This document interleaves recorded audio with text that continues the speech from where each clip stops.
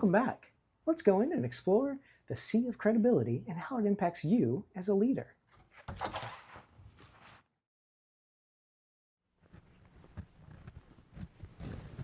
Well, hello and welcome back.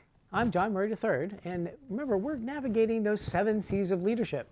This week, we're going to stick on that C of credibility, and we're going to extend. We started with organizations last week. We're going to move into you as a leader and where you bring your credibility.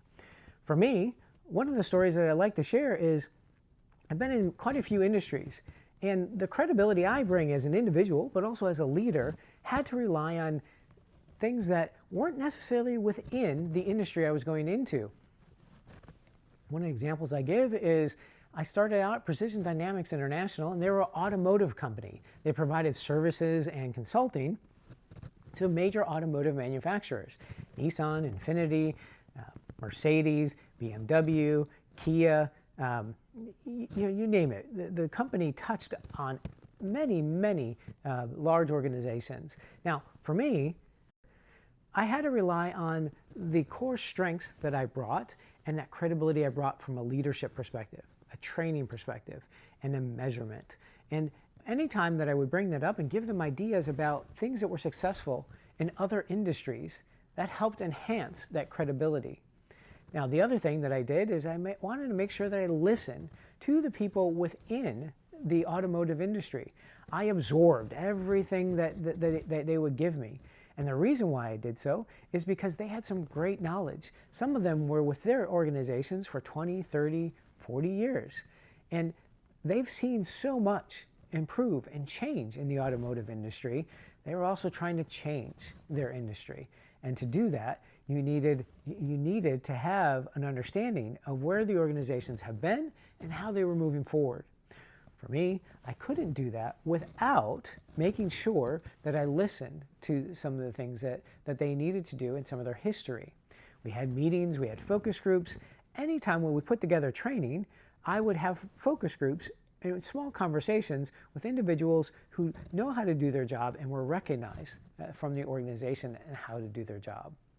As we built the training, we eventually made it into an award-winning program on how to train their field staff to deliver on increased sales, increased profits, but also a higher level of satisfaction. Now, we didn't do that just by sitting back and checking the box as far as all of the tasks that somebody had to do. We learned their business. And when we learned their business, it gave us a credibility to help them make changes and adjustments to their style and how they delivered when they went and called on a dealership. That dealership then treated them like partners. Instead of, well, you represent the factory, it's not needed. The good thing for us is that we help guide and influence. We also established a lot of credibility ourselves as an organization.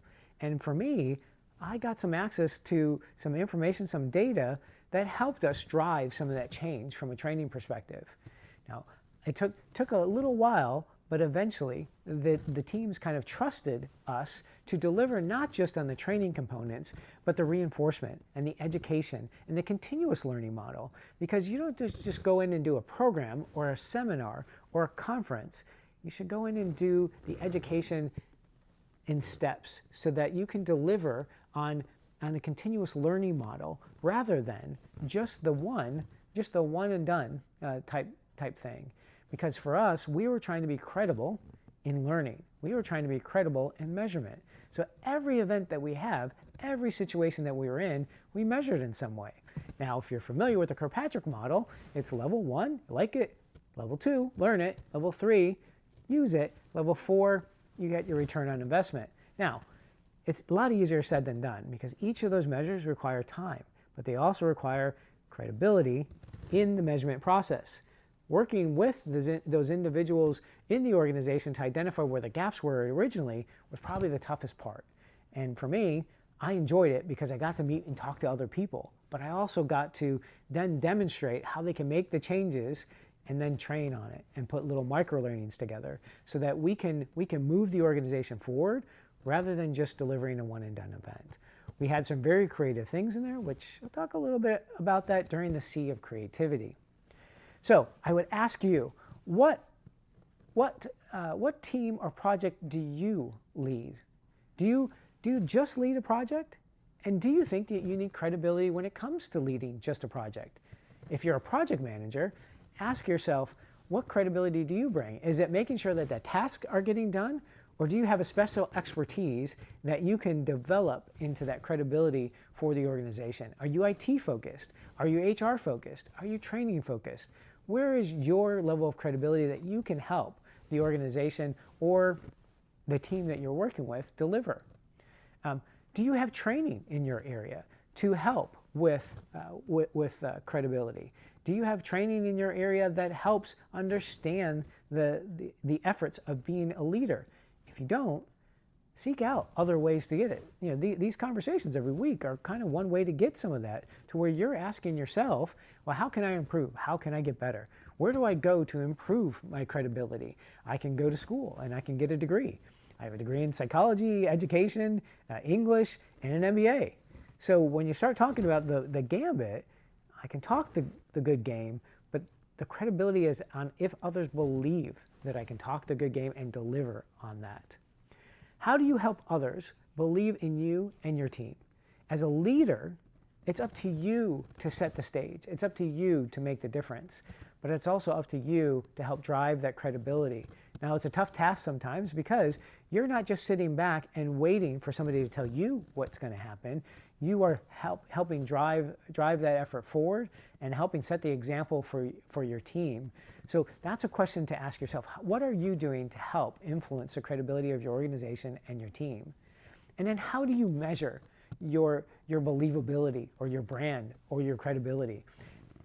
If you're not measuring, again, it's just a pipe dream. It's just one of those things that you're doing because you think you're moving in the right direction, but measure it somehow. And measurements can be qualitative or quantitative. So if you need a survey to gather more results, because you have a big audience, that's a great thing to do. You don't need a survey, though, to ask the 4 or 5 colleagues that you have how well you're doing with what you anticipated delivering. That you can just have the conversations with, and you can also bring it up in team meetings. Hey, give me some feedback. How are we delivering on our service? How are we delivering on X, Y, or Z? I know our handle time is low, but are we really delivering on excellence in answering the calls? And we don't have return calls when they come back.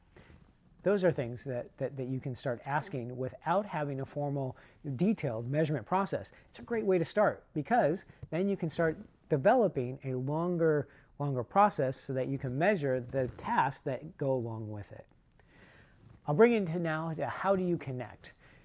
How do you share the stories with your team and your partners? Those stories help build your credibility. It's the fish that was this big, and by the time it was this big and bigger than your arms can stretch, you're asking yourselves is really how big was that fish, and really how often should I go fishing? Because the fish keeps kind of getting bigger every time I tell the story. So for you, when you tell the stories, it helps build your credibility as long as you're consistent. And we'll get to that C a little bit later on as well. But ask what stories not only do you share, but what do your partners and your team share with others? How do you expand your credibility without being a Bullwinkle? You know, that Mr. Know-It-All. That's up to you. So when you think about being a know-it-all, or when you think about where your credibility lies as a leader, you don't want to be that know-it-all. What you want is somebody to say, I trust this person to do this. I know this person will do this. I believe this person will do this. That is the key, is that you want others telling the stories with you and for you instead of you going around and tooting your own horn. That helps enhance that credibility for you. Last thing I'll ask you is, have you asked others about the areas in which you're believable and you're credible? We talked a little bit about that with the partners, but have you asked your team? Have you asked your leader where your level of credibility lies? Because those are the things that you deliver on as you attempt to expand. So the example I gave earlier about joining an automotive company, when I didn't have automotive experience, I had to then ask the people that were credible in the automotive industry, hey, how am I doing? And what can I do to improve?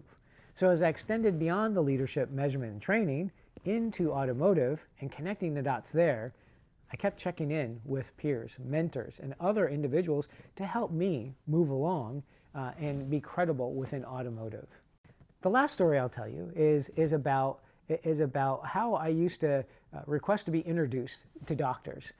I used to have to measure how well they did when they had patients, and how well the patients thought that they were doing in delivering on their bedside manners. And this was especially at the time when the electronic medical record systems were coming into play. And what had to happen is the doctor had to see the patient before they saw the computer. And so when I'd have to go and talk to them, especially in larger groups, I realized I didn't have credibility as a doctor. I'm not a doctor. I don't play one on TV. I will never wear a stethoscope, because my credibility is really on that measurement portion, or helping the doctors learn how to make changes when it came to delivering an excellent service. So what I asked another doctor who knew me better and was part of the teams that I was on to introduce me. And what happened is that their credibility extended just a little bit to me when they said, "Hi, my name is Dr. So-and-so, and I'm here from such and such, and I'm going to introduce John Murray. John Murray is here to talk to you today about measurement and how it aligns to your practice." Now, it didn't stop there. What I had to do is learn enough about each of those practices and where their measurements were, so that I can answer their questions about their patients, about their practices, and how to improve. So part of it was extending the credibility of somebody else and using that from a leadership perspective for me, but then also balancing what I provided them to show where my credibility kind of tag team with what I was being given. So I'll leave it with that there, but ask yourself where your credibility is. Do you have a story about where you use a situation to enhance your credibility or extend your credibility? Thanks, and we'll see you next week. Take care.